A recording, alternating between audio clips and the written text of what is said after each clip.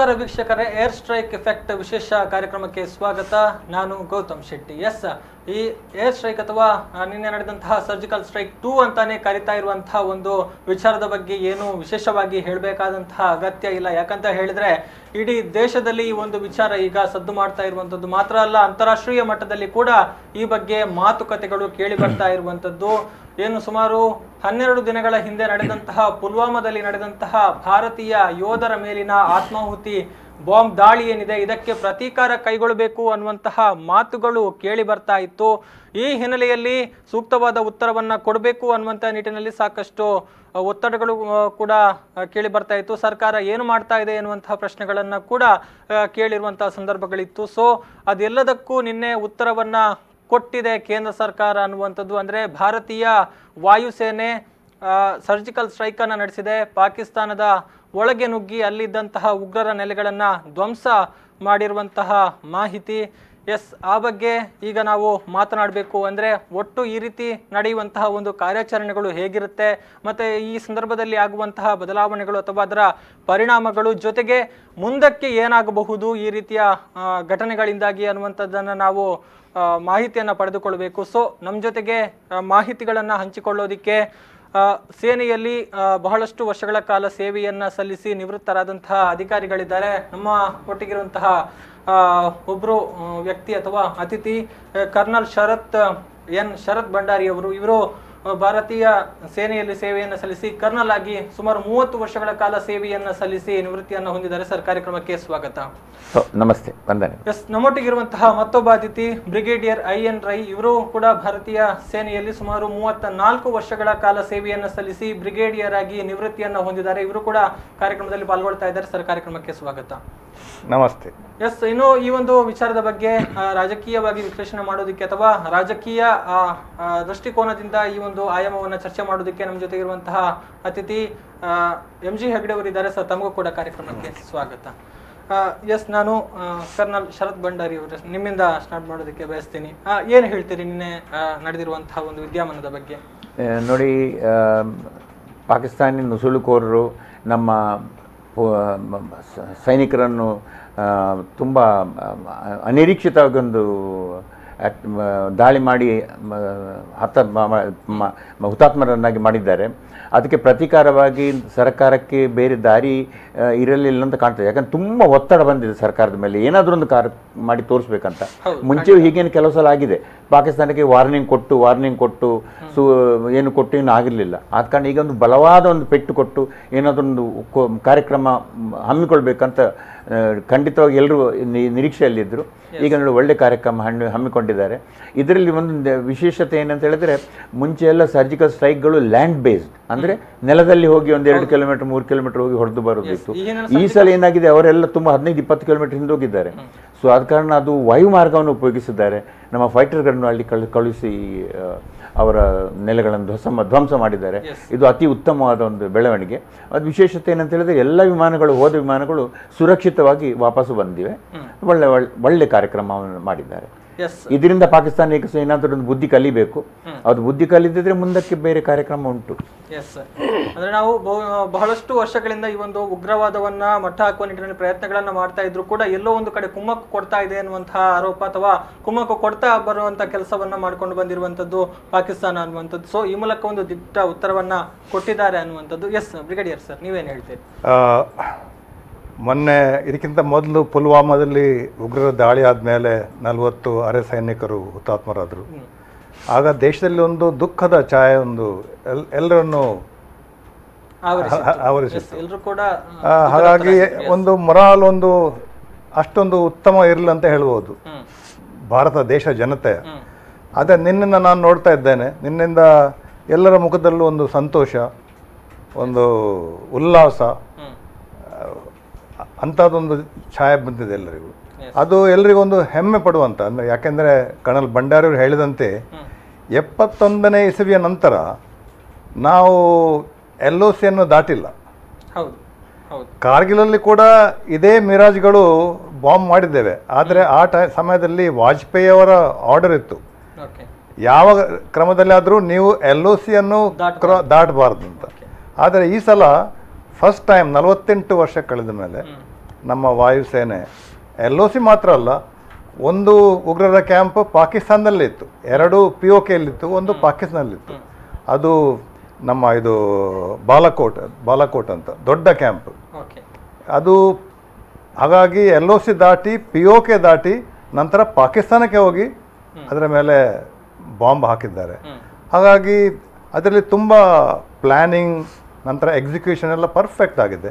ಹಾಗಾಗಿ ನಮಗೆ ಈ ದೇಶದ ವಾಯುಸೇನೆ ಮತ್ತು ಸೈನಿಕರ ಮೇಲೆ ಸರ್ಜಿಕಲ್ ದಾಳಿಯ ನಂತರ ದೇಶಕ್ಕೆ ಹೊಸ ಭರವಸೆ ಮೂಡಿದೆ.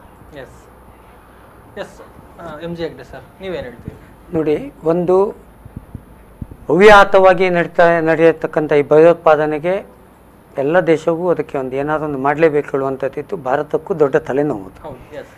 ಸೊ ಈ ಹಿನ್ನೆಲೆಯಲ್ಲಿ ಸೈನಿಕರು ತುಂಬ ನಮ್ಮ ಸಿಸ್ಟಮೆಟಿಕ್ ಆಗಿ ಹೋಗಿ ಅಲ್ಲಿ ದಾಳಿ ಮಾಡಿದ್ದಾರೆ.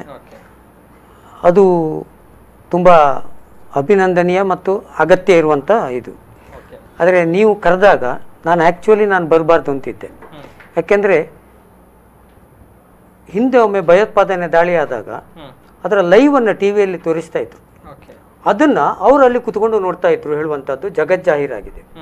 ಸೊ ನನ್ನ ಮೂಲಭೂತ ಪ್ರಶ್ನೆ ನಿಮಗೆ ಮಾಧ್ಯಮದವರಿಗೆ ಏನಂತಂದರೆ, ಯುದ್ಧ ನಡೆಯುವಾಗ ನಾವು ಈಗ ನಿಮ್ಮ ಟಿ ವಿಯಲ್ಲಿ ಅಂತಲ್ಲ ನಾನು ಹೇಳುದು, ಕೆಲವು ಮಾಧ್ಯಮದಲ್ಲಿ ನೀವು ನೋಡ್ತಾ ಇದ್ದೀರಿ, ಪ್ರತಿಯೊಂದು ಗುಟ್ಟನ್ನು ಅದನ್ನು ಎಲ್ಲವನ್ನು ಬಿಡಿಸಿ ಹೇಳುವಂಥದ್ದು ಮತ್ತು ಇವತ್ತು ಸಾಮಾಜಿಕ ಜಾಲತಾಣ ಅದರಲ್ಲಿ ಏನೇನು ಹಾಕುವಂಥದ್ದು ಅದು ಅಲ್ಲಿಗೆ ಹೋಗಿ ಮುಡ್ತದೆ. ಸೊ ನಾನು ಹೇಳುದು, ನಾವು ನಾಗರಿಕರಾಗಿ we should shut up, keep our mouth, ಸುಮ್ಮನೆ ಕೂತ್ಕೊಳ್ಬೇಕು. ನೀವು ಮತ್ತೆ ನಾವು, ಅವ್ರು ಇದ್ದಾರೆ, ಸರ್ಕಾರ ಇದೆ, ಲೆಟ್ ದೆಮ್ ಡೂ ಇಟ್. ಆಮೇಲೆ ಎಲ್ಲ ಮುಗಿದ ಮೇಲೆ ಸ್ವಾಮಿ ನೀವೇನು ಮಾಡಿದ್ದೀರಿ ಹೇಳಿ, ಇದು ಹೀಗಂತೆ ಹೀಗಲ್ಲ, ಇದನ್ನು ಯಾಕೆ ಹೀಗೆ ನೀವು ರಾಂಗ್ ಇನ್ಫಾರ್ಮೇಷನ್ ಕೊಟ್ಟು. ಈ ಚರ್ಚೆ ಯಾವಾಗ ಆಗಬೇಕು ಅಂತಂದರೆ, ಎಲ್ಲ ಮುಗ್ದ ಮೇಲೆ, ಶಾಂತವಾದ ಮೇಲೆ ರಾಜಕೀಯ ಪಕ್ಷ ಅಥವಾ ಅಧಿಕಾರಿಗಳು ಅಥವಾ ಸರ್ಕಾರ is answerable and responsible and liable ಕೂಡ ಅವರು ಪಬ್ಲಿಕ್ಕಿಗೆ ಉತ್ತರ ಕೊಡಬೇಕಾಗ್ತದೆ. ಇದು ನಮ್ಮಲ್ಲಿ ದುರಂತ ಏನು ಅಂತಂದರೆ, ಒಂದು ಸೇನಾ ಕಟ್ಟಡದ ಹತ್ತಿರ ಹೋದರೆ ನಮಗೆ ಏಯ್ ನಡಿ ಆಚೆ ಹೇಳ್ತಾರೆ. ಅಂದರೆ ಅಷ್ಟು ಇರಬೇಕು ಭದ್ರತೆ ಇರುವಂಥ ರಕ್ಷಣಾ ಇದು ಪಾರ್ಲಿಮೆಂಟಿಗೆ ಹೋಗುವಾಗ ಗೊತ್ತುಂಟಲ್ಲ ನಿಮಗೆ, ಸೆಕ್ಯೂರಿಟಿ ಸಿಸ್ಟಮ್ ಎಲ್ಲ ಹೇಗೆ ಉಂಟು ಅಂತ. ಒಂದು ರಕ್ಷಣಾ ಇಲಾಖೆ ಒಳಗೆ ಹೋಗ್ಲಿಕ್ಕೆ ಸಾಧ್ಯ ಇಲ್ಲ. ಇಷ್ಟೆಲ್ಲ ಇಟ್ಟುಕೊಂಡು ನಾವು ಇಂಥದ್ದೊಂದು ಸೂಕ್ಷ್ಮ ಪರಿಸ್ಥಿತಿ, very delicate, very responsible issues, ಇಂಥದ್ದನ್ನು ನಿನ್ನೆಯಿಂದ ನೋಡ್ತಾ ಇದ್ದೇವೆ, ಮೊನ್ನೆಯಿಂದವು. ಅದು ಎಲ್ಲೆಲ್ಲಿಂದನೋ ಯಾವ್ಯಾವುದೋ ವಿಡಿಯೋ ಹಾಕೋದಂತೆ, ಇದು ಎಂಥದ್ದು ಅಂದರೆ ಮಾಡೆಲ್ ವಿಡಿಯೋ ಅಂತೇಳಿ ಹಾಕೋದು. ಅಂದರೆ ಅದು ಅಲ್ಲ, ಒಂದು ಸುಮ್ಮನೆ ನಿಮಗೆ ಇಟ್ಸ್ ಆರ್ ಫನ್ನಿ ಆಯಿತಾ. ಎಲ್ಲಿವರೆಗೆ ಅಂತಂದರೆ ಅದು ಪಾಕಿಸ್ತಾನದಲ್ಲಿ ಅಲ್ಲಿ ಫೇಸ್ಬುಕ್ಕಲ್ಲಿ ಮತ್ತು ವಾಟ್ಸಪ್ಪಲ್ಲಿ ಚರ್ಚೆ ಆಗ್ತಾ ಉಂಟು. ಅದನ್ನೆಲ್ಲ ಹಾಕಿ ಮಕ್ಕಳು ಮಾಡೋದು, ಅಂದರೆ ನಮ್ಮವರೇ ಕಳಿಸೋದು ಇದನ್ನೆಲ್ಲ. ನಾನು ಹೇಳ್ತಾ ಇರುವಂಥದ್ದು, ವಿಮರ್ಶೆ ಮಾಡಿ. ವಿಮರ್ಶೆ ಏನು ಮಾಡಬೇಕಂದ್ರೆ, ಸೈನಿಕರಿಗೆ ಮತ್ತು ಸರ್ಕಾರಕ್ಕೆ ಬಲ ಕೊಡುವಂಥ, ಅವರಿಗೆ ಪ್ರೋತ್ಸಾಹ ಕೊಡುವಂಥ, ನಾವು ನಿಮ್ಮೊಟ್ಟಿಗೆ ಇದ್ದೇವೆ ಹೇಳುವಂಥ ಸಂದೇಶ ಮಾತ್ರ ಇಂಥ ವೇದಿಕೆಗಳಲ್ಲಿ ಹೋಗ್ಬೇಕೇ ಹೊರತು ಅದರ ನಕ್ಷೆ ಇಟ್ಟುಕೊಂಡು ಅದನ್ನು ತೋರಿಸಿಕೊಂಡು ಇಂಚಾಗಿ ಅದು ನನ್ನದ ವೈಯಕ್ತಿಕವಾಗಿ ಆಕ್ಷೇಪ ಉಂಟು. ನಾನು ಆ ಚರ್ಚೆಗಳಲ್ಲಿ ಪಾಲ್ಗೊಳ್ಳಿಕ್ಕೆ ಇಷ್ಟಪಡುವುದಿಲ್ಲ. ಅಂದ್ರೆ ತಾವು ಹೇಳುವಂಥದ್ದು ನಾಗರಿಕರ ಇಲ್ಲಿ ಒಂದು ಜವಾಬ್ದಾರಿ ಮುಖ್ಯ ಆಗಿರುವಂಥದ್ದು ಇಂಥ ಸಂದರ್ಭಗಳಲ್ಲಿ. ಯಾಕಂತ ಹೇಳಿದ್ರೆ ಒಂದು ಭದ್ರತೆಯನ್ನ ಅಥವಾ ಗೌಪ್ಯತೆಯನ್ನ ಕಾಪಾಡಿಕೊಳ್ಳುವ ನೋಡಿ, ಈಗ ನಮ್ಮದು ಲೋಕಲ್ ಇಲ್ಲಿ ಎಲ್ಲ ಒಂದು ನಮ್ಮ ಸ್ಟೇಟ್ ಒಳಗೆ ಈಗ ನೀವು ನ್ಯಾಷನಲ್ ಟಿವಿಗಳಲ್ಲೆಲ್ಲ everything is watched, everything is recording. ಒಂದೊಂದು ಶಬ್ದ ಕೂಡ ಉಂಟಲ್ಲ, ಎನಿಮೀಸಿಗೆ ಒಂದು ಸಣ್ಣ ಇದು ಇವರು ಹೀಗೆ ಹೇಳಿದ್ರು, ಇದೊಂದು ಎಲ್ಲಿಯೋ ಕ್ಲೂ ಉಂಟು, ಇಂಥದ್ದೆಲ್ಲ. ಅಥವಾ ನಮ್ಮ ದೇಶದ ಒಳಗೂ ಇದ್ದಾರೆ ಹೇಳಿದ್ರು ಸತ್ಯ ತಾನೆ. ಶತ್ರುಗಳು ದೇಶದ ಹೊರಗೆ ಒಂದೇ ಅಲ್ಲ, ಒಳಗೂ ಇದ್ದಾರೆ. ಅವರಿಗೆ ಡೈಲಿ ಬೆಳಗ್ಗೆಯಿಂದ ಸಂಜೆವರೆಗೆ ನಾವು whether we are informer. Okay, so I strongly ತಾವು ಹೇಳ್ತಾ ಇರುವಂತ ಈ ರೀತಿ ಯಾವುದೇ ರೀತಿ ವದಂತಿಗಳೆಲ್ಲ ಹಬ್ಬಬಾರ್ದು. ಅಂತಹ ಚರ್ಚೆಗಳು, ಸೀಕ್ರೆಟ್ಗಳು ಸಿಗುವಂತ, ಕ್ಲೂ ಸಿಗುವಂತ ಅವರು ಇಂಟೆಲಿಜೆಂಟ್ ತಾನೆ. ಓಕೆ, ಅದು ಆಗಬಾರ್ದು ಅಂತ. ಎಸ್ ನಾನು ಇನ್ನಷ್ಟು ಮಾಹಿತಿಯನ್ನು ಪಡೆದುಕೊಳ್ಬೇಕು, ಆದರೆ ಅದಕ್ಕಿಂತ ಮುಂಚೆ ವಿರಾಮ. ವೀಕ್ಷಕರೇ, ಏರ್ ಸ್ಟ್ರೈಕ್ ಎಫೆಕ್ಟ್ ವಿಶೇಷ ಕಾರ್ಯಕ್ರಮದಲ್ಲಿ ಒಂದು ವಿರಾಮದ ಬಳಿಕ ಮತ್ತೆ ಕಾರ್ಯಕ್ರಮ ಮುಂದುವರಿಯುತ್ತೆ.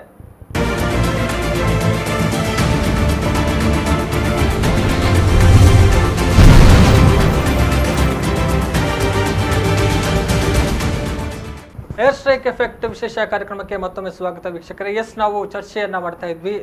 ಕರ್ನಲ್ ಸರ್, ನಾನು ಒಂದು ಸಾಮಾನ್ಯವಾಗಿ ಒಂದು ಪ್ರಶ್ನೆ ಹೇಳುವಂಥದ್ದು ಅಂದ್ರೆ, ಸಾಮಾನ್ಯವಾಗಿ ಇಂತಹ ದಾಳಿಗಳನ್ನು ನಡೆಸುವಾಗ ಸಾಕಷ್ಟು ಪೂರ್ವ ಸಿದ್ಧತೆಗಳನ್ನ ಮಾಡಿಕೊಳ್ಬೇಕಾಗುತ್ತೆ, ಯೋಜನೆಗಳನ್ನು ರೂಪಿಸಿಕೊಳ್ಬೇಕಾಗುತ್ತೆ. ಆದ್ರೆ ಇಲ್ಲಿ ನಾವು ಗಮನಿಸಿದ್ರೆ ಈಗ ಅಲ್ಲಿಂದ ಉಗ್ರರು ಬಂದು ದಾಳಿಯನ್ನ ನಡೆಸಿದ್ದಾರೆ. ಈಗ ಭಾರತದಿಂದ ನಾವು ಗಮನಿಸಿದ್ರೆ ಒಂದು ಪಾಕಿಸ್ತಾನಕ್ಕೆ ಎಚ್ಚರಿಕೆಯನ್ನು ಕೊಡುವಂತಹ ಕೆಲಸಗಳು ಕೂಡ ನಡೆದಿತ್ತು. ಇಂತಹ ಸಂದರ್ಭದಲ್ಲೇ ಒಂದು ದಾಳಿ ನಡೆದಿದೆ ಅನ್ನುವಂಥದ್ದು. ಹಾಗಿರುವಾಗ ಆ ರೀತಿಯ ಅಲ್ಲಿ ಅಂದ್ರೆ ಪಾಕಿಸ್ತಾನದಲ್ಲಿ ಯಾವುದೇ ರೀತಿಯ ಭದ್ರತಾ ಕ್ರಮಗಳನ್ನು ಅವರು ಕೈಗೊಂಡಿರೋದಿಲ್ಲ, ಅಥವಾ ಆ ಒಂದು ಹೇಗಿರ್ತದೆ ಅನ್ನುವಂಥದ್ದು, ಅಂದ್ರೆ ತಪ್ಪಿಸಿ ಯಾವ ರೀತಿ ಮಾಡಲಾಗುತ್ತೆ ಅನ್ನುವಂಥದ್ದು ಸರ್. ಅಂದರೆ ನಮ್ಮಲ್ಲಿ ಒಂದು ರಕ್ಷಣಾ ಸಮಿತಿ ಉಂಟು. ಪ್ರಧಾನಮಂತ್ರಿ ಅದರ ಚೇರ್ಮನ್ ಆಗಿದ್ದಾರೆ. ಈ ಸಮಿತಿ ಸ್ವಲ್ಪ ಕೆಲ ದಿವಸದ ಹಿಂದೆ ಒಂದು ಅವರ ಬೈಠಕ್ನಲ್ಲಿ ಎಲ್ಲ ಪ್ರಸ್ತಾವನೆ ಮಾಡಿದ್ರು. ಅದರಲ್ಲಿ ಭಾರತೀಯ ಸೇನಾ ಪಡೆಗಳ ಮುಖ್ಯಸ್ಥರು ಇದ್ದರು. ಯಾವ ಏನು ಮಾಡಬಹುದು ಮತ್ತು ಎಲ್ಲಿ ಹೋಗಿ ಹೇಗೆ ಮಾಡಬಹುದು ಅಂತ ಎಂಬ ಪ್ರಶ್ನೆ ಚರ್ಚೆ ಆಯಿತು. ನಮಗೆ ಸಿಕ್ಕಿದ ಮಾಹಿತಿ ಪ್ರಕಾರ 5 ಟಾರ್ಗೆಟ್ಸ್ಗಳನ್ನು ಅವರು ಐಡೆಂಟಿಫೈ ಮಾಡಿದರು. 5 ಅದರಲ್ಲಿ ಇಲ್ಲಿ ನಮ್ಮ ಈಗಿನ ವಾಯುಪಡೆಯ ನಾಯಕರು 3 ಸೆಲೆಕ್ಟ್ ಮಾಡಿದ್ರು. 3 ನಾನು ಹೇಳುದು 5 ಸೆಲೆಕ್ಟ್ ಮಾಡಬೇಕಿತ್ತು. ಯಾಕಂದ್ರೆ ಇನ್ನೊಮ್ಮೆ ಹೋಗ್ಲಿಕ್ಕೆ ಆಗೋದಿಲ್ಲ 2ಕ್ಕಾಗಿ. 3ಕ್ಕಾಗಿ ನಾವು ಹೋಗಿ ಹೊಡೆದ ನಂತರ 2 ಹೊಡಿಬೋದಿತ್ತು. ಬಟ್ ಏನೋ ಬೇರೆ ಕಾರಣಗಳಿಗಾಗಿ ಅವರು 3 ತೆಗೆದುಕೊಂಡಿರಬಹುದು. ಸೊ ಈ 3 ಸೆಲೆಕ್ಟ್ ಮಾಡಿದ್ದಾರೆ. ಈಗ ನೋಡಿ, ಇದಕ್ಕೆ ನಾವು ಇನಿಷಿಯೇಟಿವ್ ಎಂಬುದೊಂದು ವಿಷಯ ಉಂಟು. ಆ ಮುಂಚೂಣಿಯಲ್ಲಿ ನಮಗೆ ಒಂದು ಆದ್ಯತೆ ಬೇಕು. ಅಂಥ ಆದ್ಯತೆ ಇಲ್ಲಿ ಸಿಕ್ಕಿದ್ದು. ನೋಡಿ, ಸ್ಥಳ ನಾವು ಆಯ್ದುಕೊಂಡದ್ದು, ಆಯ್ಕೆ ಮಾಡಿದ ಸ್ಥಳದಲ್ಲಿ ಹೋಗಿದ್ದೇವೆ. ನಾವು ಆಯ್ಕೆ ಮಾಡಿದ ಸಮಯದಲ್ಲಿ ಹೋಗಿದ್ದೇವೆ. ನಾವು ಆಯ್ಕೆ ಮಾಡಿದ ಪರಿಕರಗಳನ್ನು ಕೊಂಡು ಹೋಗಿದ್ದೇವೆ. ಮತ್ತೆ ಆಯ್ಕೆ ಮಾಡಿದ್ದ ಸ್ಥಳಕ್ಕೆ ಹೋಗುವ ದಾರಿಯನ್ನೆಲ್ಲ ವಿಶ್ಲೇಷಣೆ ಮಾಡಿ ಇಂಟೆಲಿಜೆನ್ಸ್ ಇದು ಗೌಪ್ಯ ಇಲಾಖೆ, ಬೇಹುಗಾರಿಕೆ ಇಲಾಖೆಗಳಿಂದ ತುಂಬ ಮಾಹಿತಿಗಳನ್ನು ಪಡೆದುಕೊಂಡು ಐಡೆಂಟಿಫೈ ಮಾಡಿ ಟಾರ್ಗೆಟ್ಗಳನ್ನು ಹಾಗೆ ಹೋಗಿದ್ದಾರೆ. ನೋಡಿ, ಅದೊಂದು ಬಾಲಕೋಟೆ ಎಂಬುದೊಂದು 82 ಕಿಲೋಮೀಟರ್ ಉಂಟು LOC ಇಂದ. ಅಲ್ಲಿಂದ ಸ್ವಲ್ಪ ಮುಂದೆ ಹೋದರೆ ಮತ್ತೆ ಅಬ್ಬಟಾಬಾದ್, ಅಲ್ಲಿಂದ ಒಂದು 90 ಕಿಲೋಮೀಟರ್. ಒಸಾಮಾ ಬಿನ್ ಲಾದೆನ್ ಸಿಕ್ಕಿದ್ದ ಜಾಗ ಇಲ್ಲ ಅಬ್ಬಟಾಬಾದ್ನಲ್ಲಿ. ಸೊ ಅಂತ ಅಷ್ಟು ಡೀಪ್ ಹೋಗಿ ಹೊಡೆದು ಬರೋದೊಂದು ದೊಡ್ಡ ವಿಶೇಷವಾದ ಕಾರ್ಯಕ್ರಮವೇ. ಎಸ್ ಬ್ರಿಗೇಡಿಯರ್ ಸರ್, ಇನ್ನು ಹೇಳೋದಿದ್ರೆ ಇದು ಮುಂದಕ್ಕೆ ಏನಾಗಬಹುದು ಅಥವಾ ಎಲ್ಲಿಗೆ ತಲುಪಬಹುದು ಅನ್ನುವಂಥದ್ದು ಈಗ ನಡೀತಾ ಇರುವಂಥದ್ದು? ನೋಡಿ, ಮುಂದಿನದ್ದನ್ನು ಈಗ ನಾವು ಅವರ ಮನಸ್ಸಿನಲ್ಲಿ ಏನುಂಟಂತ ಹೇಳಲಿಕ್ಕೆ ಸಾಧ್ಯ ಇಲ್ಲ. ಏನಂದರೆ, ಈಗ ಪಾಕಿಸ್ತಾನ ಆರ್ಮಿಗೆ ಒಂದು ಫೇಸ್ ಸೇವಿಂಗ್ ಆಗಬೇಕು.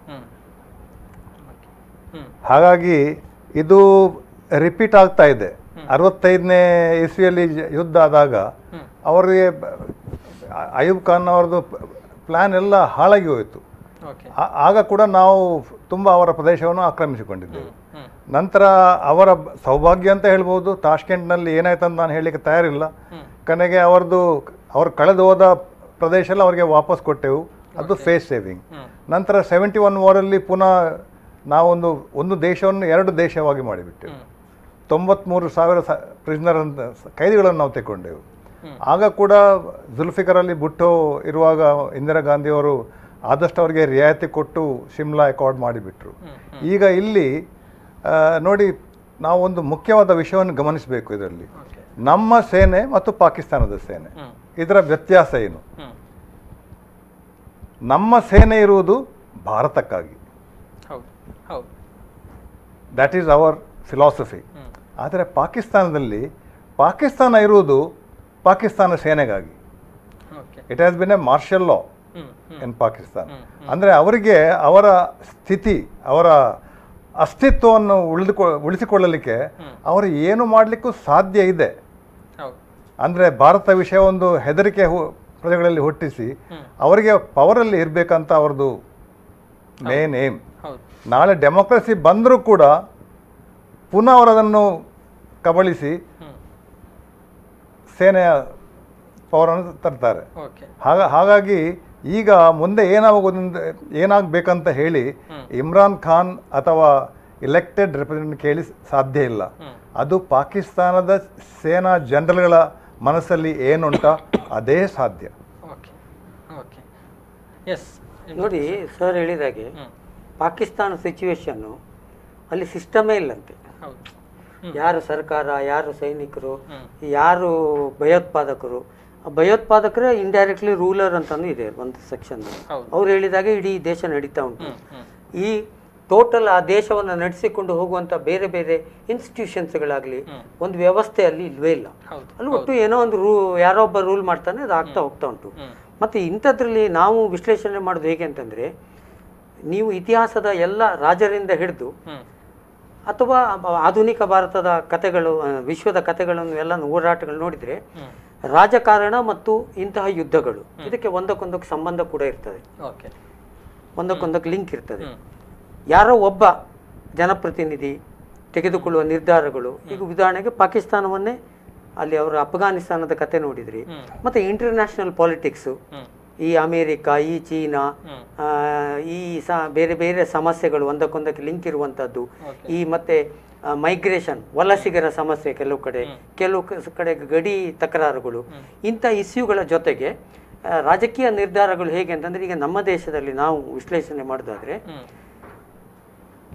ಇವತ್ತು ಅದರದ್ದು ನಿಯಂತ್ರಣ ಮಾಡಬೇಕಿತ್ತು, ನಾವು ಮಾಡಲೇಬೇಕು, ಅದ್ರ ಬಗ್ಗೆ ಪ್ರಶ್ನೆ ಇಲ್ಲ, ಇನ್ನೂ ಮಾಡಬೇಕು. ಆದರೆ ಇಲ್ಲಿ ಸಮಸ್ಯೆಗಳು ಬರೋದು ಏನು ಅಂತಂದರೆ, ಯುದ್ಧ ಹೇಳುವಂಥದ್ದು ಇದೆಯಲ್ಲ, ಈಗ ನಾವು ನಮ್ಮ ಸೈನಿಕರನ್ನು ಹುರಿದುಂಬಿಸಿ ಕಳಿಸಿ ಕೊಡುವುದು ಅಂತಂದರೆ ಇನ್ನೊಂದು ಅರ್ಥದಲ್ಲಿ, ಇಫ್ ದೇ ಡೋಂಟ್ ಫೀಲ್ ಇದು ಅನದರ್ ಸೆನ್ಸ್, ನಾವು ಅವರನ್ನು ಹೋಗಿ ಯುದ್ಧಕ್ಕೆ ಕಳಿಸೋದು ಅಂದರೆ they should be ready to die also. So ನಮ್ಮವರನ್ನೇ ನಾವು ಕಳಿಸೋದು, ಬೇರೆಯವರನ್ನಲ್ಲ. ಹಾಗೆ ಇರುವಾಗ ಅದು ಅಂತಿಮ ಅಸ್ತ್ರ, ಅದು ಯುದ್ಧ. ಈಗ ನಿನ್ನೆ ಆದದ್ದು ಯುದ್ಧ ಅಂತೆಲ್ಲ ಕೆಲವರು ಹಾಕ್ತಾರೆ, ನಾನು ಒಪ್ಪುದಿಲ್ಲ ಅದನ್ನು ಯುದ್ಧ ಅಂತ. I don't agree with that word. ಅಂದ್ರೆ ಅದನ್ನ ನಾವು ನಮ್ಮನ್ನು ನಾವು ರಕ್ಷಿಸಿಕೊಳ್ಳೋದಕ್ಕೆ ಮಾಡಿದಂತಹ ಒಂದು ಪ್ರಯತ್ನ, ಪ್ರೊಟೆಕ್ಷನ್. ಮತ್ತೆ ಸರ್ ಹೇಳಿದಾಗ ಅವ್ರಿಗೆ ಒಂದು ಆಘಾತ ಕೊಡಬೇಕಿತ್ತು, ಕೊಡಿ. ಯುದ್ಧವೇ ಬೇರೆ, ಖಂಡಿತ ಯುದ್ಧವೇ ಬೇರೆ. ಅದನ್ನ ಅಷ್ಟು ಬೇಗ ನಾವ್ಯಾರು ಒಪ್ಪಿಕೊಳ್ಳಿಕ್ಕೂ ಸಿದ್ಧರಿಲ್ಲ, ಒಪ್ಪಿಕೊಳ್ಳೂಬಾರ್ದು ಕೂಡ. ಅದು ಅಲ್ಟಿಮೇಟ್ ಅದು.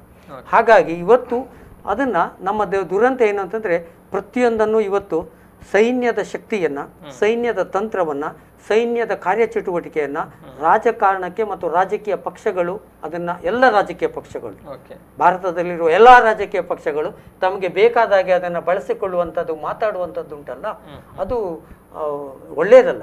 ಯಾಕೆಂದ್ರೆ ಇವತ್ತಿನವರೆಗೂ ಅವ್ರ ಪಾಡಿಗೆ ಅವ್ರು ಇದ್ದಾರೆ, ಅವರು ದೇಶಕ್ಕೋಸ್ಕರ ಕೆಲಸ ಮಾಡ್ತಾರೆ ನಿಷ್ಠೆಯಿಂದ.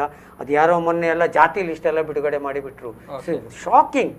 ಅಂದ್ರೆ ನಾವು ಎಲ್ಲಿಯವರೆಗೆ ನಮ್ಮ ಹೀನ ಮನಸ್ಥಿತಿಗೆ ಇಳಿದಿದ್ದೇವೆ ಅಂತಂದ್ರೆ, ಸೈನಿಕರು ಯಾರ್ಯಾರು ಯಾವ್ಯಾವ ಜಾತಿಯವರು. ಈ dirty politics should not be involve. ನಾನು ಹೇಳೋದು, ಸೈನ್ಯಕ್ಕೆ, ನಮ್ಮ ದೇಶದ ಸೈನ್ಯ ಪರ್ಫೆಕ್ಟ್ ಆಗಿದ್ದಾರೆ, ಅಧಿಕಾರಿಗಳು, ಸಿಸ್ಟಮ್ ಇದೆ. ನಾವು ಚರ್ಚೆ ಮಾಡಬೇಕಾದ್ದೇನು ಅಂದರೆ, ಅವ್ರಿಗೆ ಯಾವ ಸವಲತ್ತಿದೆ, ಯಾವ ಸವಲತ್ತು ಕೊಟ್ಟಿಲ್ಲ, ಯಾಕೆ 70 ವರ್ಷ ಆದರೂ CRPF ಇವರಿಗೆ ಇನ್ನು ಮಿನಿಮಮ್ ಸಂಬಳದಲ್ಲಿ ಅವರು ಬದುಕ್ತಾ ಇದ್ದಾರೆ, ಯಾಕೆ ಅವರಿಗೆ ರಿಟೈರ್ಮೆಂಟ್ ಆದಮೇಲೆ ವ್ಯವಸ್ಥೆ ಇಲ್ಲ. ಒಬ್ಬ ರಿಟೈರ್ಮೆಂಟ್ ಆಗಿ ಬಂದ ಒಬ್ಬ ಸೈನಿಕ ಇವತ್ತು ಒಂದು 5 ಎಕರೆ ಭೂಮಿ ಬೇಕು ಅಂದರೆ ಒದ್ದಾಡಬೇಕಾ ಇಲ್ಲಿ ಬಂದು? We have to discuss. ನಮ್ಮ ಜನರ ಜವಾಬ್ದಾರಿ ಅದು. ಯುದ್ಧದ ಬಗ್ಗೆ ನಾವು ಯಾರು ಯುದ್ಧದ ಬಗ್ಗೆ ಮಾತಾಡಲಿಕ್ಕೆ? ಅವ್ರು ಮಾತಾಡಲಿ, ಐ ಅಗ್ರಿ. ನೀವು ಯಾರು? We are not at all eligible. Public should, ನಾನು ಮತ್ತೆ ಹೇಳೋದು, ನಾವು ಡಿಸ್ಕಷನ್ ಮಾಡಲಿಕ್ಕೆ ನಾಲಾಯಕ್ಕು, ನಾವು ಮಾಡಬಾರ್ದು ಅದನ್ನು. It is not my profession, not your profession. ನೀವು ಜರ್ನಲಿಸಮ್, ನಿಮ್ಮ ಕೆಲಸ ಸುದ್ದಿ ಕೊಡೋದಷ್ಟೇ.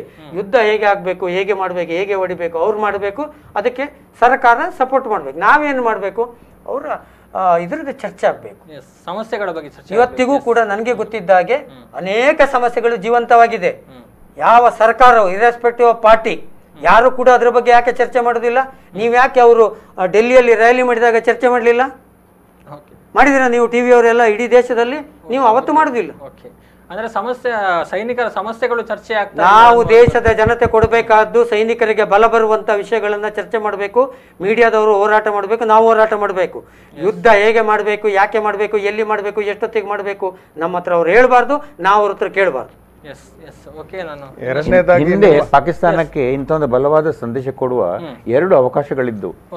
2001ರಲ್ಲಿ ಶ್ರೀ AB ವಾಜಪೇಯಿ ಅವರು ಪ್ರಧಾನಮಂತ್ರಿ ಆಗಿದ್ದಾಗ ಒಂದು ಅವಕಾಶ ಇತ್ತು. ಆಗ ಸೇನೆಯನ್ನು ಅವರು ಮೊಬಿಲೈಸ್ ಮಾಡಿದ್ರು. ಆಗಿನ chief of the army staff general Padmanabhan ಮತ್ತು ಏರ್ ಚೀಫ್ ಮಾರ್ಷಲ್ ಟಿಪ್ನಿಸ್ ಅಂತಿದ್ರು. ಇವರಿಬ್ಬರ ಸ್ವಲ್ಪ ಕಾರ್ಯಕ್ರಮದ ಬಗ್ಗೆ ಅಷ್ಟು ಅವರ ಬಲ ಸಿಕ್ಕಿಲ್ಲ. ಆದ ಕಾರಣ ವಾಜಪೇಯಿ ಅವರು ಅದನ್ನು ಹಿಂದೆ ಹಾಕಿದ್ರು. ಮತ್ತೆ 2011ರಲ್ಲಿ ಇನ್ನೊಮ್ಮೆ ಅವಕಾಶ ಸಿಕ್ಕಿತು. ನವೆಂಬರ್ 26ಕ್ಕೆ ಮುಂಬೈಯಲ್ಲಿ ದಾಳಿ ಆಯಿತು.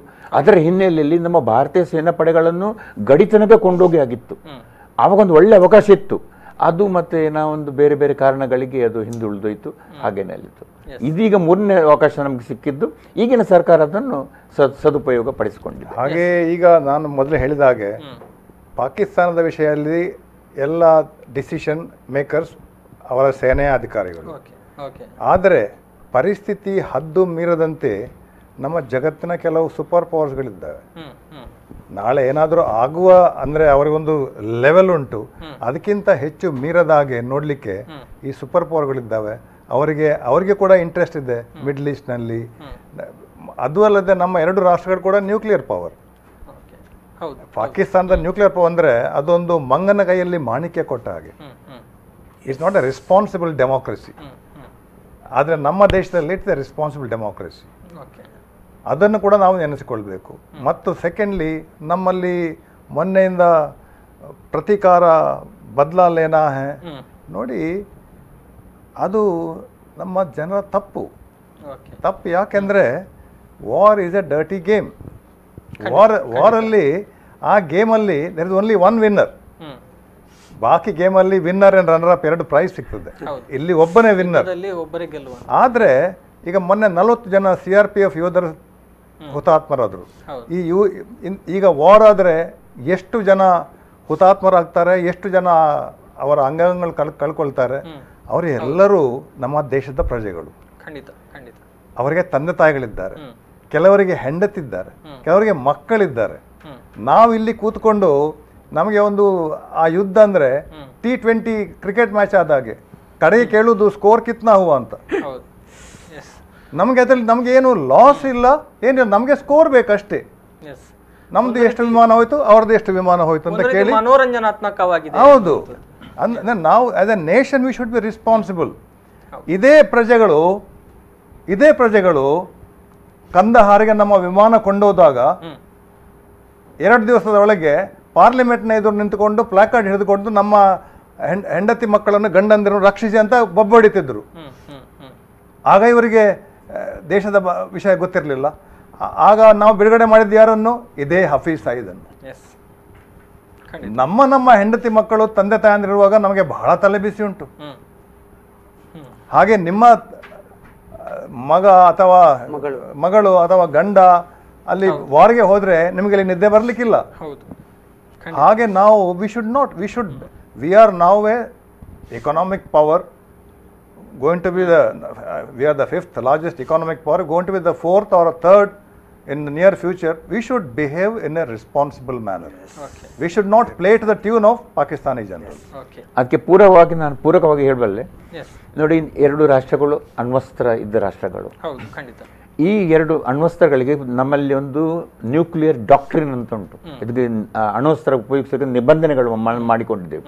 ಅದರ ಫಸ್ಟ್ ಲೈನ್ ಏನಂತ ಹೇಳಿದ್ರೆ, ನೋ ಫಸ್ಟ್ ಯೂಸ್. ನಮ್ಮ nuclear weapons will not be used as a first weapon of attack. No first use ಎಂಬ ಡಾಕ್ಟ್ರಿನ್ ಉಂಟು ನಮ್ಮಲ್ಲಿ. ಆ ಡಾಕ್ಟ್ರಿನ್ ಪಾಕಿಸ್ತಾನದಲ್ಲಿ ಇಲ್ಲ. ಆದ ಕಾರಣ ಕನ್ವೆನ್ಷನಲ್ ವಾರ್ ಆಗುವಾಗ ನಾವು ನ್ಯೂಕ್ಲಿಯರ್ ವೆಪನ್ ತರುವುದಿಲ್ಲ. ಪಾಕಿಸ್ತಾನ ತರಬಹುದು, ಅವರಿಗೆ ಅಂತ ರೆಸ್ಟ್ರಿಕ್ಷನ್ಸ್ ಇಲ್ಲ. ಪಾಕಿಸ್ತಾನದಲ್ಲಿ ಡೆಪ್ತ್ ಇಲ್ಲ ನೋಡಿ, ದಪ್ಪ ಇಲ್ಲ, ತೆಳುವು ಉದ್ದ ಇದ್ದಿರ್ಬೋದು, ಆದರೆ ತೆಳು ಉಂಟು. ಅರ್ಧ ಗಂಟೆಯಲ್ಲಿ ನಮ್ಮ ವಿಮಾನ ಈಚೆಯಿಂದ ಆಚೆ ಹಾರಿ ಹೋಗ್ಬೋದು. ಆದ ಕಾರಣ ಅವರಿಗೆ ಒಂದು ಅಂಜಿಕೆ ಉಂಟು. ಅವರು ಆ ಅಣ್ವಸ್ತ್ರ ತೋರಿಸ್ತಾ ಇದ್ದಾರೆ. ಅವರಲ್ಲಿ 9 ಕಾರ್ಡ್ ಉಂಟು. American card, Afghan card, Russian card, ಅವರ ಚೈನೀಸ್ ಕಾರ್ಡ್, ನ್ಯೂಕ್ಲಿಯರ್ ಕಾರ್ಡ್, ಇಂಥ ಒಂದು 9 ಕಾರ್ಡ್ಗಳನ್ನು ಆಡ್ತಾ ಇರ್ತಾರೆ. ಅದರ ಬಗ್ಗೆ ವಿಶ್ಲೇಷಣೆ ಮಾಡಲಿಕ್ಕೆ ಸಮಯ ಇಲ್ಲ ಈಗ. ಆದರೆ ಆದ ಕಾರಣ ಅದರಲ್ಲಿ ನ್ಯೂಕ್ಲಿಯರ್ ಕಾರ್ಡ್ ಒಂದುಂಟು, ಅದನ್ನು ಆಡಿಸ್ತಾ ಇರ್ತಾರೆ. ನ್ಯೂಕ್ಲಿಯರ್ ಯುದ್ಧ ಆದರೆ ಏನಾದಿತ್ತು, ಜಗತ್ತೇ ಆ ಮಟ್ಟಿಗೆ ಇದು. ಆದ ಕಾರಣ ಇದೊಂದು ಅವರು ಹೇಳಿದಾಗೆ ಯುದ್ಧವೆಂಬುದು ಆಯ್ಕೆ ಅಲ್ಲ. It is no option at all, not even the last option. ಮತ್ತೆ ಇನ್ನೊಂದು ನಮಗೆ ನಾನು ಚರ್ಚೆಯನ್ನು ಮುಂದುವರಿಸ್ತೇನೆ. ಅದಕ್ಕೆ ಮುಂಚೆ ಒಂದು ವಿರಾಮವನ್ನು ತೆಗೆದುಕೊಳ್ಬೇಕು. ವೀಕ್ಷಕರೇ, ಶಿಷ್ಯ ಕಾರ್ಯಕ್ರಮದಲ್ಲಿ ಒಂದು ವಿರಾಮದ ಬಳಿಕ ಮತ್ತೆ ಬರ್ತೀನಿ.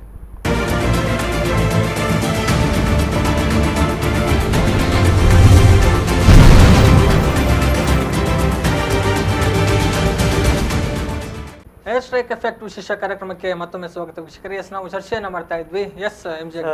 ಹೇಳಿದ್ರು ತುಂಬಾ ಸುಂದರವಾಗಿ ಡರ್ಟಿ ಗೇಮ್ ಅಂತ. ಅದರಲ್ಲಿ ಲಾಸ್ ಆಗೋದು ನಮ್ಮವ್ರದ್ದೇ ಅಂತ ನಮ್ಗೆ ಗೊತ್ತಿದೆ.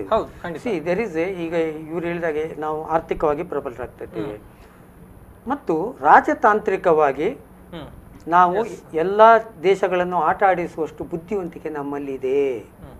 We have A that much of strength ಬೇರೆ ಎಲ್ಲ ದೇಶಗಳಾಗೆ ನಮ್ಮಲ್ಲೂ ರಾಜತಾಂತ್ರಿಕತೆ ಹೇಳುವಂಥ ಮೆಂಟರ್ಸ್ ಏನಿದ್ದಾರೆ ಸೂಪರ್ ಆಗಿದೆ. ಅದನ್ನು 1 by 1 ಪ್ಲೇ ಮಾಡಬೇಕು. ಅವ್ರು ಹೇಳಿದಾಗೆ ಕಾರ್ಡು ಅವ್ರ ಹತ್ರ ಪಾಕಿಸ್ತಾನದ ಹತ್ರ 9 ಕಾರ್ಡ್, ನಮ್ಮದು 1 ಕಾರ್ಡ್ ಸಾಕು. ಯಾವುದು ಮೈಂಡ್ ಕಾರ್ಡ್. ಇದನ್ನ ರಾಜಕೀಯ ಅವರೆಲ್ಲ ಮಾಡಬೇಕಾದ್ದು, ರಾಜಕೀಯ ವ್ಯವಸ್ಥೆ ಸರ್ಕಾರಗಳು ಅದನ್ನು ಮಾಡ್ತಾ ಮಾಡ್ತಾ ಹೋಗಬೇಕು. ಬೇಕಾದಷ್ಟು ನೀವು ಅವರ ಮೇಲೆ ಇಂಪೋಸ್ ಮಾಡ್ಬೋದು. ಮತ್ತು ಇನ್ನೊಂದು ಸಮಸ್ಯೆ ಏನಂತಂದರೆ ಈ ಅಣುಬಾಂಬು ಇದೆ ಹೇಳುವಂಥದ್ದು. ಈಗ ಹೇಳಿದಾಗೆ ಪಾಕಿಸ್ತಾನದವರು ಯಾರ ಕಂಟ್ರೋಲಲ್ಲೂ ಇಲ್ಲ ಹೇಳೋದು ಅತ್ಯಂತ ಅಪಾಯಕಾರಿ ಅಲ್ವಾ. ಮತ್ತೆ ನಿಮ್ಮ ಬೇರೆ ಬೇರೆ ದೇಶಗಳು ಬರೋದು ಅದೆಲ್ಲ ಮತ್ತೆ ಸಂಧಾನ ಮಾಡಲಿಕ್ಕೆ ಚಾನ್ಸ್ ಇಲ್ಲ ಅದರಲ್ಲಿ. ಹಾಗಾಗಿ ನೀವು ಫಸ್ಟ್ ರಾಜತಾಂತ್ರಿಕ ಬುದ್ಧಿವಂತನಿಕೆಯನ್ನೇ ಉಪಯೋಗಿಸಬೇಕು. ನೀವು ಶಾಂತವಾಗಿಯೇ ಇರಬೇಕು. ನೀವು ಜನರನ್ನು ಸರ್ಕಾರ ಉನ್ಮಾದಕ್ಕೆ ಕೊಂಡೋಗಬಾರ್ದು, ಜನರು ಸರ್ಕಾರವನ್ನು ಉದ್ರೇಕಗೊಳಿಸಬಾರ್ದು. ಎಸ್ ಎಸ್ ಈಗ ಈ ಒಂದು ವಿಚಾರವನ್ನ ಪರಿಗಣಿಸೋದಿದ್ರೆ ಅಂದ್ರೆ ನಿನ್ನೆ ನಡೆದಿರುವಂತಹ ಒಂದು ಘಟನೆ ಏನಿದೆ ಇದಕ್ಕೆ ಬಹುಶಃ ಒಂದು ಪಾಕಿಸ್ತಾನ ಒಂದು ಉಗ್ರವಾದಕ್ಕೆ ಎಲ್ಲೋ ರೀತಿ ಪ್ರೋತ್ಸಾಹವನ್ನು ಕೊಟ್ಕೊಂಡು ಬಂದದ್ದೇ ಈಗಿನ ಒಂದು ಪರಿಸ್ಥಿತಿಗೆ ಕಾರಣ ಆಗಿದೆ ಅಂತ ಹೇಳ್ಬೋದು. ಯಾಕಂತ ಹೇಳಿದ್ರೆ 1999 ಕಂದಹಾರ್ ವಿಮಾನ ಹೈಜಾಕ್ ಏನು ತಾವು ಈಗಾಗಲೇ ಹೇಳಿದ್ರಿ, ಆ ಒಂದು ಪ್ರಕರಣದಲ್ಲಿ ನಾವು ಬಿಟ್ಟು ಕಳಿಸಿದಂತಹ ಒಂದು ಆರೋಪಿ ನಿನ್ನೆ ಆ ಬಳಿಕ ಉಗ್ರ ಸಂಘಟನೆಗಳನ್ನು ಹುಟ್ಟುಹಾಕಿ ಈ ರೀತಿಯ ವಿಧ್ವಂಸಕ ಕೃತ್ಯಗಳನ್ನು ಕೂಡ ನಡೆಸಿರುವಂತದ್ದು. ಏನ್ ಹೇಳ್ತೀರಿ ಸರ್ ಈ ಬಗ್ಗೆ? ಅಂದ್ರೆ ನೋಡಿ, ಭಯೋತ್ಪಾದನೆ ಅಂದ್ರೆ ಇದು ಈಗಿನದ್ದಲ್ಲ. 71ನೇ ಇಸ್ವಿ ನಂತರ ಜನರಲ್ ಜಿಯಾವುಲ್ ಹಕ್ ಅಲ್ಲಿ ಡಿಕ್ಟೇಟರ್ ಆದರು. He was more of a fundamentalist as a president of the country and martial law administrator. ಆಗ ಅವರಿಗೆ ಮನಸ್ಸಿಗೊಂದು ತಿಳುವಳಿಕೆ, ಅವರಿಗೊಂದು ಗೌತಮ ಬುದ್ಧನಿಗೆ ಬುದ್ಧಿ ಬಂದ ಹಾಗೆ it is not he realise ಅಂದರೆ ಭಾರತದೊಂದಿಗೆ ಕನ್ವೆನ್ಷನ್ ವಾರ್ ಮಾಡಿ ನಮಗೆ ಗೆಲ್ಲಲಿಕ್ಕೆ ಸಾಧ್ಯ ಇಲ್ಲ. ಹಾಗಾಗಿ ಅವರು ಹೇಳಿದದೇ inflict 1000 cuts on India, low intensity conflict, let the country bleed ಅಂತ.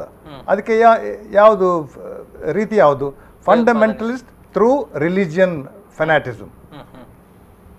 ಅಂದರೆ there are various institutions through which you put these children, ಅವರನ್ನ ಮಕ್ಕಳನ್ನಲ್ಲಿ ಹಾಕಿ ಬ್ರೈನ್ ವಾಶ್ ಮಾಡೋದು. ಈಗ ನೋಡಿ ಸುಸೈಡಲ್ ಬಾಂಬರ್ ಎಲ್ಲ ಅದೆಲ್ಲ it's all result of the brain washing. ಖಂಡಿತ. ಈ ಉಗ್ರವಾದವನ್ನು ನಿಲ್ಲಿಸಲಿಕ್ಕೆ ಹೇಗೆ ನಿಲ್ಲಿಸಿದೆ ಅಂತ ನನಗೆ ಐಡಿಯಾ ಹೊಳೆಯುತ್ತಿಲ್ಲ. ಅಂದರೆ ಈ ನಮ್ಮ ದೇಶದಲ್ಲಿ ರಿಲಿಜಿಯಸ್ ಫೀಲಿಂಗ್ ಇರುವವರೆಗೆ ಇಂಥದ್ದು ಪರಿಸ್ಥಿತಿ ನಾನು ಆಶಾವಾದಿ ಹೌದು, ಆದರೆ ಆಶಾವಾದ ಮಿತಿಗಿಂತ ಹೆಚ್ಚು ಆಶಾವಾದ ಇದ್ದರೂ ಪ್ರಯೋಜನ ಇಲ್ಲ. ಸ್ವಲ್ಪ ಪ್ರಾಕ್ಟಿಕಲ್ ಇರಬೇಕು. Yes yes yes Karan sir ನೀವೇನು ಹೇಳ್ತೀರಿ ಈ ಬಗ್ಗೆ? ನೋಡಿ, ಈಗ ಬ್ರಿಗೇಡಿಯರ್ ಸಾಹೇಬರು ಹೇಳಿದರು, ಈ ಜನರಲ್ ಜಿಯಾವುಲ್ ಹಕ್ ಇರುವಾಗ ಪಾಕಿಸ್ತಾನದಲ್ಲಿ ಅವರು ಇಂಥ ಒಂದು ಪರಿಕಲ್ಪನೆ ಮಾಡಿ ಇಂಥ ಒಂದು ಕಾರ್ಯಕ್ರಮಕ್ಕೆ ಉತ್ತೇಜನ ಕೊಟ್ಟರು. ಅದೇನಿತ್ತು 94 ತನಕ ಅಷ್ಟು ಬಂದಿಲ್ಲ. ಇದು ಅಲ್ಲಿ ಸ್ವಲ್ಪ ಸ್ಥಗಿತವಾಗಿತ್ತು. ಇನ್ ಬಿಟ್ವೀನ್ ಸಂಬಡಿ ಒಂದು ಚಿಕ್ಕ ಚಿಕ್ಕ ಉಗ್ರವಾದಿಗಳ ಕಾರ್ಯಾಚರಣೆ ನಡೀತಿತ್ತು. 94ರಲ್ಲಿ ಕಾಶ್ಮೀರದ ಇಲೆಕ್ಷನ್ ಎಲ್ಲ ಆದ ನಂತರ ಅಲ್ಲಿ ತುಂಬ ರಿಗ್ಗಿಂಗ್ ಎಲ್ಲ ಆಯಿತು. ಅದರ ನಂತರ ಒಮ್ಮೆಲೆ ಇದು ಭುಗಿಲೆದ್ದಿತ್ತು. ಯಾಕೆ? ಅಲ್ಲಿ ಲೋಕಲಿ ತುಂಬ ಆಲ್ ಪಾರ್ಟಿ ಹುರಿಯತ್ ಕಾನ್ಫರೆನ್ಸ್ ಅನ್ನೋದು ಉಂಟಲ್ಲ, ಅದರಿಂದ ಚಿಕ್ಕ ಚಿಕ್ಕ ನಾಯಕರುಗಳು ಲೋಕಲ್ ಅವರು ಎದ್ದು ಬಂದರು. ಅವರು ಈ ಜನರನ್ನು ಒಟ್ಟು ಕೂಡಿಸಿ ನಮಗೆ ಅವರು ಕೇಳ್ತಾ ಇರೋದು ಪಾಕಿಸ್ತಾನಕ್ಕೆ ಹೋಗ್ಲಿಕ್ಕಲ್ಲ, ಅವರು ಕೇಳ್ತಾ ಇರೋದು ಪಾಕಿಸ್ತಾನ ಅವರಿಗೆ ಹೇಳಿದೆ, ನಮ್ಮನ್ನು ನೀವು ನಮಗೆ ಸೇರ್ಲಿಕ್ಕಲ್ಲ, ನೀವು ಆಜಾದಿ ಸಿಗಬೇಕು ಅಂತ, ನಿಮಗೆ ಸ್ವಾತಂತ್ರ್ಯ ಸಿಗ್ಬೇಕಂತ. ಸೊ ಆವಾಗ 1994ರಲ್ಲಿ ಕಾಶ್ಮೀರಿಗಳಿಗೆ ಆಜಾದಿ ಚಾಹಿಯೇ, ಹಮ್ಕೋ ಆಜಾದಿ ಚಾಹಿಯೇ ಬಂದು ಚಳವಳಿಯನ್ನು ಈ ಲೋಕಲ್ ಕಮಾಂಡರ್ ಅವರಿಗಳಿದ್ದಾರೆ. ಈಗ ಅವರ ಸವಲತ್ತೆಲ್ಲ ತೆಗೆದಿದ್ದಾರೆ ಸರ್ಕಾರದವರು, ಬಟ್ ಅವರು ಈಗಲೂ ಇದ್ದಾರೆ, ಅಲ್ಲಿ ಪ್ರಾಯ ಬಂದಿದೆ. ಅವರು ಶುರು ಮಾಡಿದರು. ಮತ್ತೆ ಇದು ಹೆಚ್ಚಾಗಿ ಬಂತು. ಮತ್ತೊಂದು ನಿರುದ್ಯೋಗದ ಸಮಸ್ಯೆ ಉಂಟು, ವಿದ್ಯೆ ಇಲ್ಲ, ಹೆಲ್ತ್ ಕೇರ್ ಇಲ್ಲ, ಎಲ್ಲ ತುಂಬ ಸಮಸ್ಯೆಗಳು ಎಲ್ಲಿ ಉಂಟು. ಯಾಕೆಂದರೆ ಕರ್ನಲ್ ಸಾಹೇಬರು ಹೇಳಿದ ಹಾಗೆಯೇ 1992ನೇ ಇಸ್ವಿಯಲ್ಲಿ ಆಗ ಆಜಾದಿಯ ಶೌಟಿಂಗ್ ಮುಗಿಲಿಕ್ಕೆ ಮುಟ್ಟಿತ್ತು. ಆಗ ನಾನು ನನ್ನ ರೆಜಿಮೆಂಟ್ ಕಮಾಂಡ್ ಮಾಡ್ತಿದ್ದೆ. ನನ್ನನ್ನು ಅಲ್ಲಿ ಇಂಡಕ್ಟ್ ಮಾಡಿದರು. ಆ ಸಮಯದಲ್ಲಿ ಮುಫ್ತಿ ಮೆಹಬೂಬ್ ಸಾಹಿಬ್ನ ತಂಗಿಯನ್ನು, ಅಕ್ಕನನ್ನು, ಡಾಕ್ಟರನ್ನು ಉಗ್ರವಾದಿಗಳು ಅಪಹರಿಸಿದ್ದರು. ಅದೊಂದು ನಿಜವಾದ ಅಪಹರಣ ಅಲ್ಲ, ಅದೆಲ್ಲ ಒಂದು ಸ್ಟೇಜ್ ಮ್ಯಾನೇಜ್ಡ್ ಅಪಹರಣ ಅಂತ ಹೇಳ್ಬೋದು.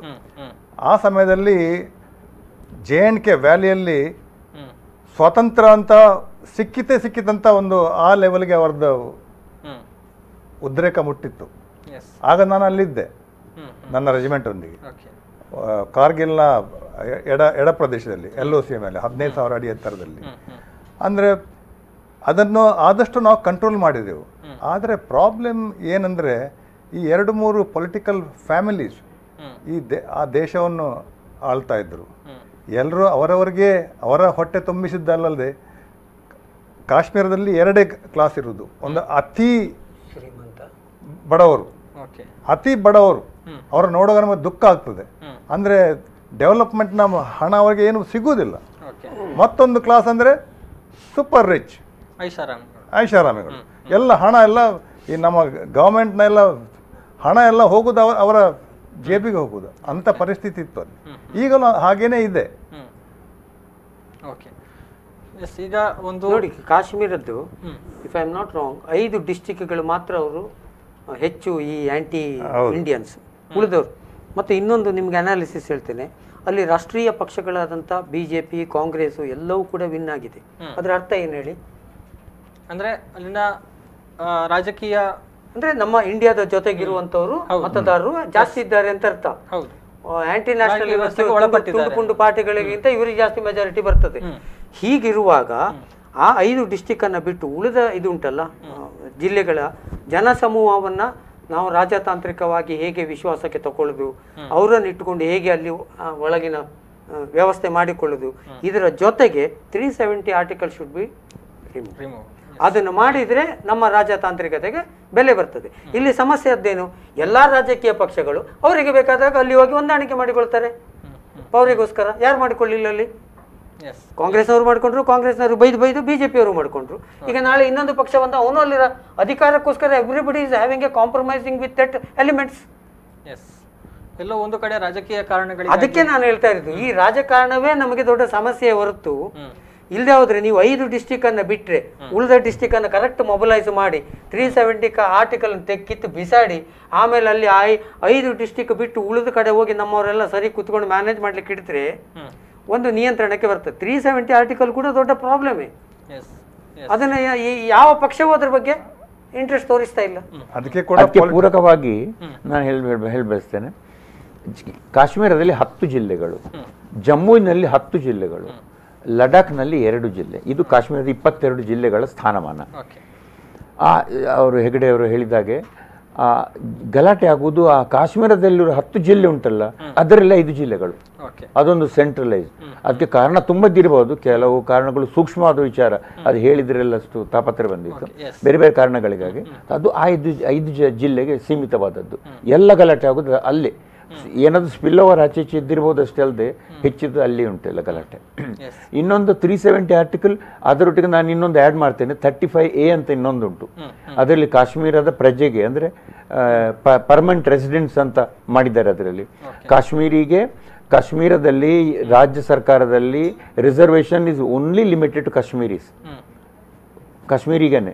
ಸೊ ಆ 35A ಅಲ್ಲಿ ಅವರಿಗೆ ಕಾಶ್ಮೀರ ಹೊರಗಿನವನಿಗೆ ಅಲ್ಲಿ ಬಂದು ಜಾಗ ತಗೊಳ್ಳಿಕ್ಕೆ ಆಗೋದಿಲ್ಲ, ಬರ್ಲಿಕ್ಕೆ ಆಗೋದಿಲ್ಲ, ಲೋಕಲ್ ಮದುವೆ ಆದರೆ ಆ ಹುಡುಗಿಗೆ ಸ್ಥಾನಮಾನ ಹೋಗ್ತದೆ, ಅದೆಲ್ಲ ತುಂಬ ಅಂಥದ್ದು ಉಂಟದಲ್ಲಿ. ಸೊ ಈ ಎರಡನ್ನು ತೆಗಿಬೇಕು. ನೋಡಿ, ನಿರುದ್ಯೋಗದಿಂದಾಗಿ ಅವರು ಈ ಯುವಕರು ಕಲ್ಲು ಬಿಸಾಡ್ತಾರೆ ಅಂತ ಹೇಳಿದ್ರೆ ಅದಕ್ಕೆ ಅರ್ಥ ಇಲ್ಲ. ಇಲ್ಲಿ ತುಂಬ ನಿರುದ್ಯೋಗ ಉಂಟು, ಮಂಗಳೂರಲ್ಲಿ 1000 ಗಟ್ಟಲೆ ನಿರುದ್ಯೋಗ, ಕಲ್ಲು ಬಿಸಾಡ್ತಾರ. ಸೊ ಅಲ್ಲಿ ನೋಡಿ, ಅಲ್ಲಿ ನಿರುದ್ಯೋಗತೆ ಉಂಟು, ಅದನ್ನು ಸರಿಪಡಿಸಲಿಕ್ಕೆ ಹೆಗ್ಡೆ ಅವರು ಹೇಳಿದಾಗೆ 370 ತೆಗಿಬೇಕು. ಯಾಕಂತ ಹೇಳಿದ್ರೆ ಅಲ್ಲಿ ದೊಡ್ಡ ಇಂಡಸ್ಟ್ರಿ, ಕೈಗಾರಿಕೆ ಇಲ್ಲ, ಯಾವ ದೊಡ್ಡ ಬಿಸ್ನೆಸ್ಸು ಅಲ್ಲಿ ಇಲ್ಲ. ಯಾಕಂತ ಹೇಳಿದ್ರೆ ಯಾರಿಗೂ ಅಲ್ಲಿ ಹೋಗಿ ಜಮೀನು ಖರೀದಿಸಿ ಸ್ಥಾಪನೆ ಮಾಡಲಿಕ್ಕೆ ಅವಕಾಶ ಇಲ್ಲ 370ಇಂದಾಗಿ. ಸೊ ಆದ ಕಾರಣ ದೊಡ್ಡ ಕೈಗಾರಿಕೆ ಬರದಿದ್ದರೆ ನಿಮ್ಮ ಕೆಲಸ ಜನರೇಟ್ ಆಗೋದಿಲ್ಲ. ನೀವು ಲಕ್ಷಗಟ್ಟಲೆ ಜನರಿಗೆ ಕೆಲಸ ಕೊಡಬೇಕಿದ್ರೆ ದೊಡ್ಡ ಕೈಗಾರಿಕೆ, ಪ್ರವಾಸೋದ್ಯಮ, ಮಂచి ಉದ್ಯಮಗಳು ಬೇಕು, ಇಲ್ದಿರ ಆಗೋದಿಲ್ಲ. ಅದಕ್ಕೆ ಅಲ್ಲಿ ರೆಸ್ಟ್ರಿಕ್ಷನ್ ಬರ್ತದೆ ನೋಡಿ. ನಿಮ್ಮದು ಸರ್ ಒಂದು ಕ್ವಶನ್, 22 ಜಿಲ್ಲೆಗಳಲ್ಲಿ 5 ಜಿಲ್ಲೆ ಮಾತ್ರ ನಮಗೆ ಪ್ರಾಬ್ಲಮ್. ನಮಗೆ ಈ 17 ಜಿಲ್ಲೆಗಳಲ್ಲಿ ಸರಿಯಾದ ವ್ಯವಸ್ಥೆ ಮಾಡಿ ಆ 5 ಜಿಲ್ಲೆಗಳನ್ನ ಕವರ್ ಅಪ್ ಮಾಡ್ಲಿಕ್ಕೆ ಆಗುದಿಲ್ವಾ? ಯಾಕೆ ಆಗುದಿಲ್ಲ ಅಂತ? ಅದಕ್ಕೆ ರಾಜಕೀಯ ಎಲ್ಲದಕ್ಕೂ ಈ ಆರ್ಟಿಕಲ್ 370 ಕೂಡ ತೆಗೀಲಿಕ್ಕೆ ನಾಳೆ ಎಲ್ಲ ರಾಜಕೀಯ ಪಕ್ಷಗಳು ಒಟ್ಟಾಗಿ ಡಿಸೈಡ್ ಮಾಡಿದ್ರೆ ಒಂದು ಪಾರ್ಲಿಮೆಂಟ್ ಸೆಷನ್ ನಲ್ಲಿ 2-3 ದಿವಸದೊಳಗೆ ಅದನ್ನು ಇತ್ಯರ್ಥ ಮಾಡಿಬಿಡ್ಬೋದು, ಇತ್ಯರ್ಥ ಮಾಡ್ಬೋದು. ಆದರೆ ಯಾರು ಅಪೋಸಿಷನ್ ಇದ್ದಾರೆ, ಅಪೋಸಿಷನ್ ಪಾರ್ಟಿಯಲ್ಲಿ ಅವರಿಗೆ ಅದನ್ನು ಅಪೋಸ್ ಮಾಡುವುದು, ಯಾರು ರೂಲಿಂಗ್ ಪಾರ್ಟಿಯಲ್ಲಿ ಬಂದರು ಅವರಿಗೆ ಅದನ್ನು ಇಂಟ್ರೊಡ್ಯೂಸ್ ಮಾಡಬೇಕು. ಇದು ಒಳಗಿನ ಜಗಳದ ಕಿಚ್ಚಾಟದಿಂದ ನಮ್ಮ ಪರಿಸ್ಥಿತಿ 70 ವರ್ಷದಿಂದ ಹೀಗೇನೆ ಐತೆ. ಇನ್ನಷ್ಟು ಮಾತನಾಡ್ತೀನಿ. ಅದಕ್ಕಿಂತ ಮುಂಚೆ ಒಂದು ವಿರಾಮವನ್ನು ತೆಗೆದುಕೊಳ್ಬೇಕು. ವೀಕ್ಷಕರೇ, ಏರ್ ಸ್ಟ್ರೈಕ್ ಎಫೆಕ್ಟ್ ಕಾರ್ಯಕ್ರಮದಲ್ಲಿ ಈಗ ಮತ್ತೊಂದು ವಿರಾಮದ ಬಳಿಕ ಮತ್ತೆ ಬರ್ತೀನಿ.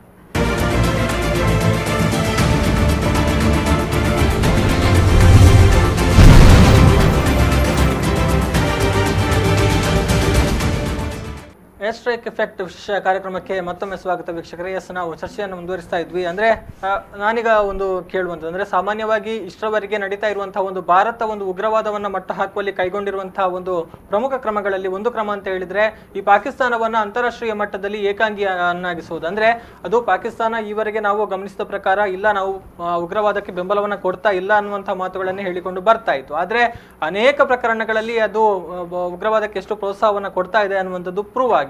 ಸೊ ಈ ಒಂದು ಘಟನೆ ಅದನ್ನ ಅಂತಾರಾಷ್ಟ್ರೀಯ ಮಟ್ಟದಲ್ಲಿ ಏಕಾಂಗಿಯಾಗಿಸುವಲ್ಲಿ ಯಶಸ್ವಿ ಆಗಬಹುದು. ಯಾಕಂತ ಹೇಳಿದ್ರೆ ಈಗಾಗಲೇ ಚೀನಾ ಕೂಡ ಒಂದು ಎಚ್ಚರಿಕೆಯನ್ನ ಕೊಟ್ಟಿರುವಂತದ್ದು, ನೀವು ಅದರಿಂದ ಹೊರಗೆ ಬರದಿದ್ರೆ ನಾವು ಕೂಡ ನಿಮ್ಗೆ ಯಾವುದೇ ರೀತಿಯ ಒಂದು ಬೆಂಬಲವನ್ನ ಕೊಡೋದಕ್ಕೆ ಸಾಧ್ಯ ಇಲ್ಲ.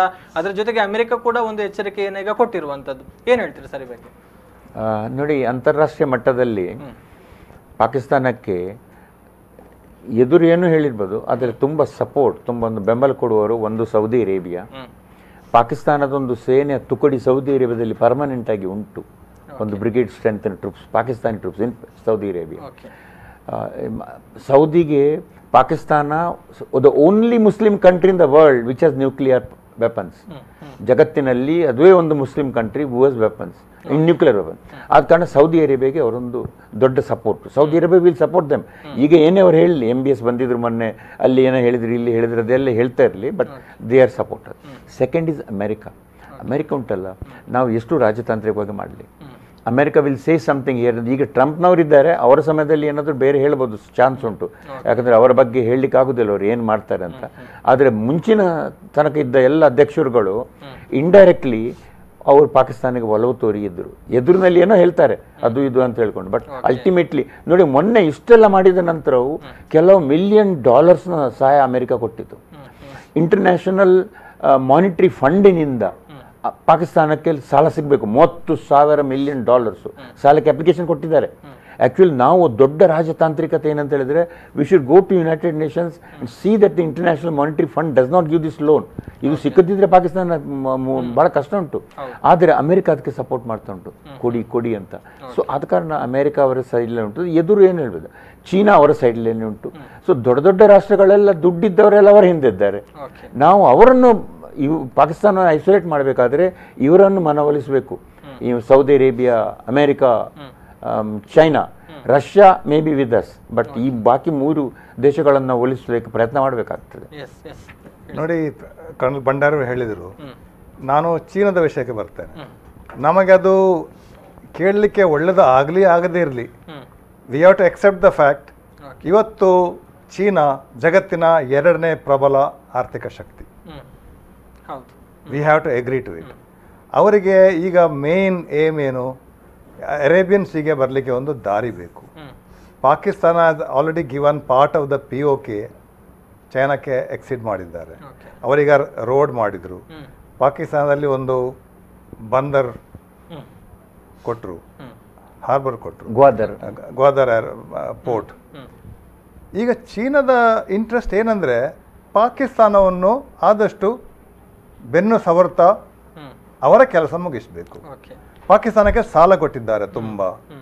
ಇನ್ನು ಸ್ವಲ್ಪ ಸಮಯದಲ್ಲಿ ಹೀಗೇ ಅವರದ್ದು ಆರ್ಥಿಕ ಪರಿಸ್ಥಿತಿ ಕಂಟಿನ್ಯೂ ಆದರೆ ಪಾಕಿಸ್ತಾನದವ್ರದ್ದು, ಶ್ರೀಲಂಕಾದಲ್ಲಿ ಹೇಗೆ ಹಂಬನ್ ತೋಟ ಬಂದರ್ ಹೋಯಿತು, 99 ವರ್ಷ ಲೀಸಿಗೆ ಚೈನಾಕ್ಕೆ ಹೋಯಿತು, ಹಾಗೇನೆ ಗ್ವಾದರ್ ಪೋರ್ಟ್ ಕೂಡ ಚೈನಾಕ್ಕೆ ಹೋಗ್ತದೆ.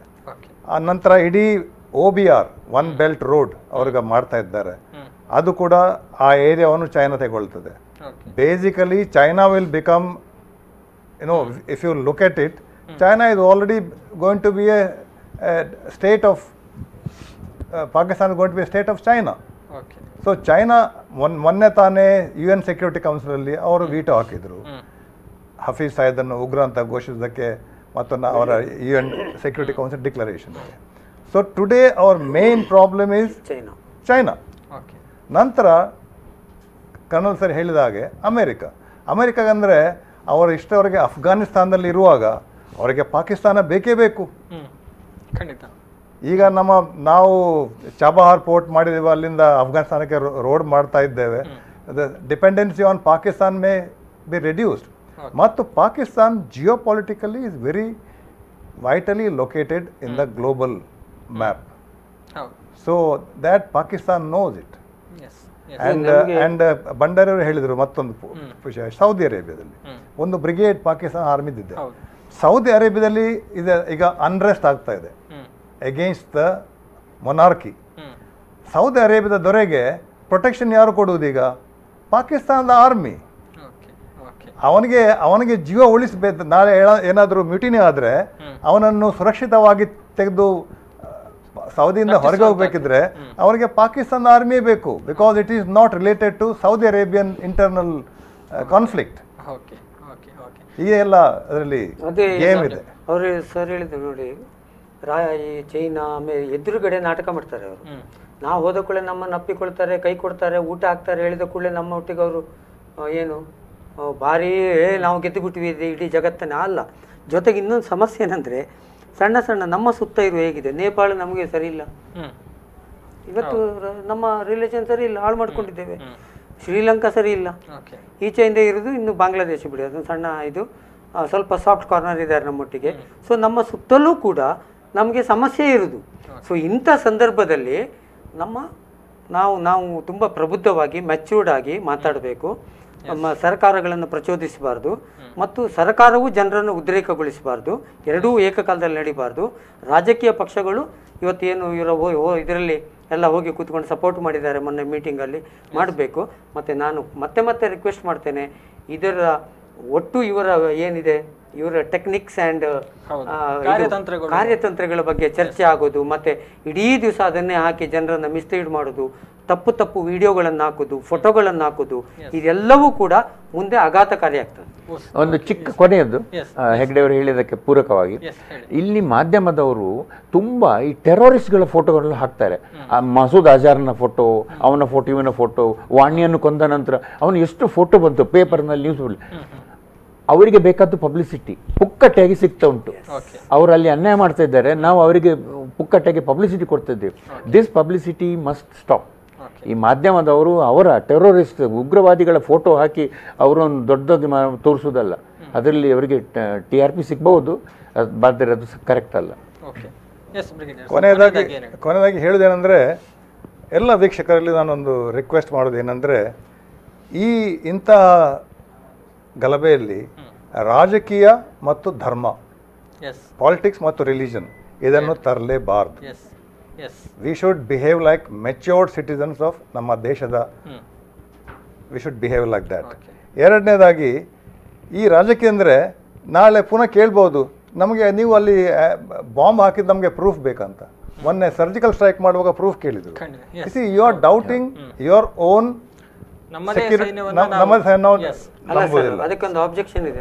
ಒನ್ ಮಿನಿಟ್ ಪ್ರೂಫ್ ಕೇಳಬಾರ್ದು. Because that is demoralising the armed forces. Okay, ನಾವು ಮನೆಯಲ್ಲಿ ಈಗ TV ನೋಡಿ ನಾವು ಮನೆಯಲ್ಲಿ ಹೋಗಿ ಊಟ ಮಾಡಿ ಮಲಗ್ತೇವೆ. ನಾವು ಮಲಗುವಾಗ ನೆನೆಸಿಕೊಳ್ಳಿ, ನಾವು ಸುಖದಲ್ಲಿ ಮಲಗುವುದು ಯಾರಿಂದಾಗಿ? ಆ ಸೈನಿಕರಿಂದಾಗಿ. ರಾತ್ರಿ ನೀವು ಆರಾಮದಲ್ಲಿ ನಿಮ್ಮ ಹೆಂಡತಿ ಮಕ್ಕಳೊಂದಿಗೆ ಮಲಗುವಾಗ ಅವನು ನಿಮ್ಮನ್ನು ಕಾಯ್ತಾ ಇದ್ದಾನೆ.